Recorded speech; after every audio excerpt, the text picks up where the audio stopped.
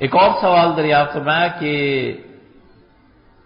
کسی غریب حافظ قرآن کی مدد کی خالص نیت کے ساتھ اس کی مالی مدد کی جا سکتی ہے جبکہ وہ مسجد میں تراویح پڑھا رہا ہو؟ مسئلہ یہ ہے کہ ہمارے حنفیہ کے نزدیک تراویح پہ اجرت لینا حرام۔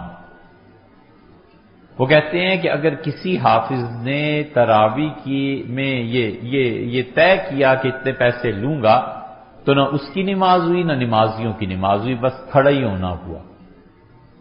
بعض حضرات نے اس کی توجیہ یہ کی ہے کہ اس کا وقت چونکہ آپ نے روکا ہے، 1 مہینے کے لیے اسے پابند کیا ہے تو وقت کی اجرت دینی چاہیے، لیکن ہمارے حضرات نے نہیں مانا۔ وہ کہتے ہیں چھوٹی صورتوں سے پڑھو، کوئی ضروری نہیں ہے کہ حافظ رکھو، حتیٰ کہ اس نے بھی کچھ نہیں کہا حافظ نے اور کمیٹی مسجد کی انہوں نے بھی کچھ نہیں کہا، لیکن دونوں کو پتہ ہے میری خدمت ہوگی اور یہ لوگ کریں گے۔ وہ کہتے ہیں کوئی تراویح نہیں ہوئی تمہاری، بس رات جگہ ملا اور کھڑا ہونا ملا۔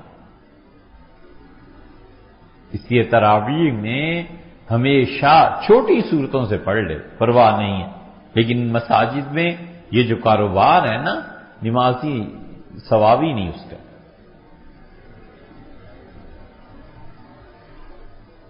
اب آ گیا آپ کا مسئلہ، اصل مسئلہ یہ ہے کہ نماز پڑھی، پتہ ہے حافظ صاحب غریب ہیں اور حافظ کو توقع بھی نہیں ہے کچھ بھی، اور چپکے سے اس کی مدد کر دی، نہ وہ آپ کو جانتا ہے نہ آپ اسے جانتے ہیں، بالکل ٹھیک کر دیجئے۔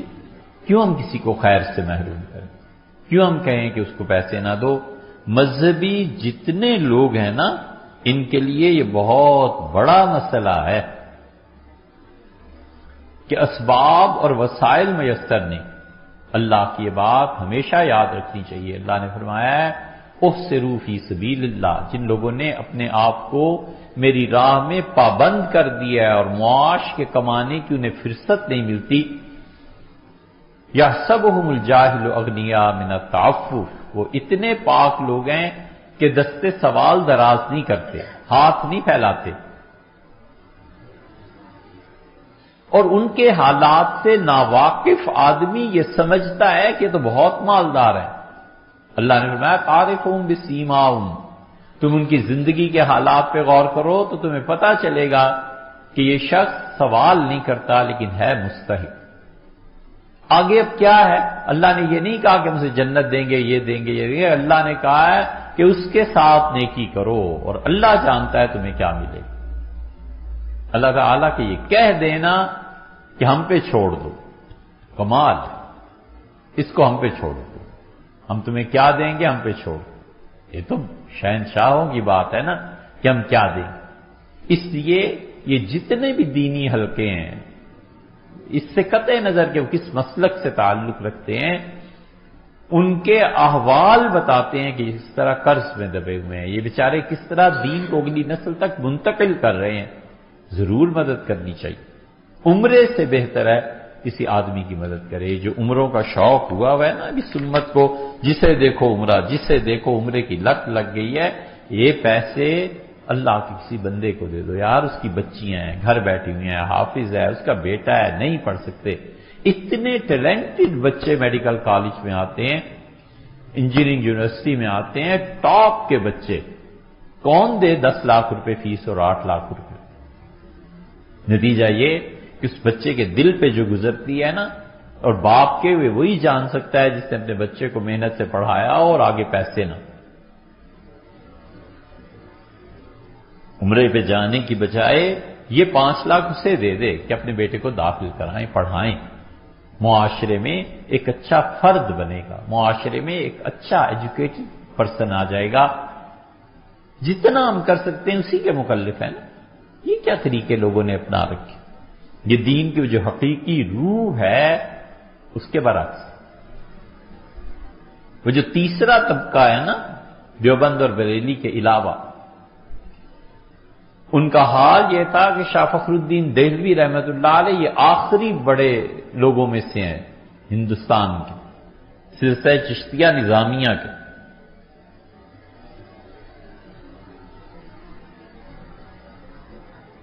شاہ سلیمان توسوی رحمۃ اللہ علیہ کو ان سے خلافت ملی تھی،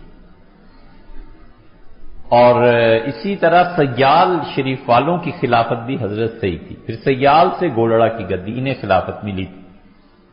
حضرت فخر الدین دہلوی رحمۃ اللہ علیہ نے حج کا ارادہ فرمایا، بہت فخر الدین دہلوی رحمۃ اللہ علیہ کے بہت مرید اور بڑا وسیع سلسلہ، بہادر شاہ ظفر مرید۔ لطیفہ یاد آیا، سناؤں کہ نہ سناؤں؟ وقت کیا ہو گیا؟ چلو ابھی وقت ہے۔ ایک آدمی آیا، اس نے ایک تھیلی پیش کی،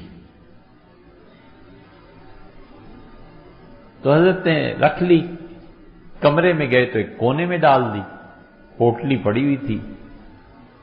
تو ایک پٹھان آ گئے اور پٹھانوں نے حضرت کے جسم مبارک کو دبانا شروع کیا۔ پھر اگلے دن ایک پٹھان آیا، اس نے کہا حضرت بس جاتا ہوں، اب صوبہ سرحد میں اس کے جگہ کا نام بتایا، کہنے کا حضرت ایک نصیحت آپ کو کروں۔ حضرت فرمایا خان صاحب فرمائیے۔ اس کا حضرت پٹھانوں کو کبھی بیعت نہ کرے، کہ سینکڑوں پٹھان بیعت، وہ کیوں؟ کہنے لگا یار کل تمہارا جسم دباتے ہوئے کئی بار خیال آیا کہ خنجر ماروں اور یہ جو تھیلی پڑی ہے لے کے بھاگ جاؤں۔ اس کا حضرت پٹھانوں کو بیعت نہ کرنا، یہ پیسہ جو ہے نا وہ پٹھان کو شیخ کو ذبح کرنے پہ مجبور کر دے۔ شاہ فخر الدین دہلوی رحمۃ اللہ علیہ بڑے اولیاء کرام میں سے، ان کی قبر اب بھی ہے جہاں حضرت خواجہ بختیار کاکی رحمۃ اللہ علیہ کی قبر ہے، اسی میں بہت کافی قبریں ان میں وہاں۔ حضرت فخر الدین دہلوی رحمۃ اللہ علیہ سب سے مل ملا کے سامان باندھ کے تانگے پہ رکھا، سلام کر کے تانگے میں بیٹھے۔ ایک بوڑھی عورت آئی اور اس سے کہا حضرت ایک بات کہنی ہے۔ فرمایا کہو۔ اس نے کہا حضرت بیٹی کی شادی ہے اور ہے کچھ۔ حضرت فخر الدین دہلوی رحمۃ اللہ نے ہاتھ ڈالا اور جو کچھ بکس میں رکھا ہوا تھا اس سب نکال کے پیسے دیے، فرمایا بیٹی کی شادی کر لو، اچھا بھائی پھر حج کو چلے جائیں گے، سامان اتروا۔ یہ اللہ کے حقیقی دوست انہیں پتا تھا کہ انسانوں کی مجبوریاں کیا ہیں، انسان کا دکھ کیا ہے۔ اللہ نے اس کائنات میں سب سے اچھی چیز، بیسٹ پاسبل چیز انسان کو پیدا کیا، اس سے بہتر چیز ابھی تک تو اللہ نے بنائی نہیں۔ حق تعالی شانو چاہیں تو کیا کچھ نہیں ہو سکتا، لیکن یہ انسان سب سے اچھی چیز خدا نے بنائی ہے۔ ہمیں ان انسانوں کی قدر کرنی چاہیے، ان انسانوں کے مسائل حل کرنے چاہیے، اور مذہب اور نسل سے اوپر اٹھ کے، کافر ہے تو یار وہ جانے، اس کے کام جانے، ہمیں اس کو بچانا ہے، حربی کافر تو نہیں ہے۔ حضرت رسالت پناہ صلی اللہ علیہ وسلم کے کیا اصول تھے وہ دیکھنے چاہیے، لمبی بات ہو جائے گی۔ اچھا ایک اور سوال دریافت فرمایا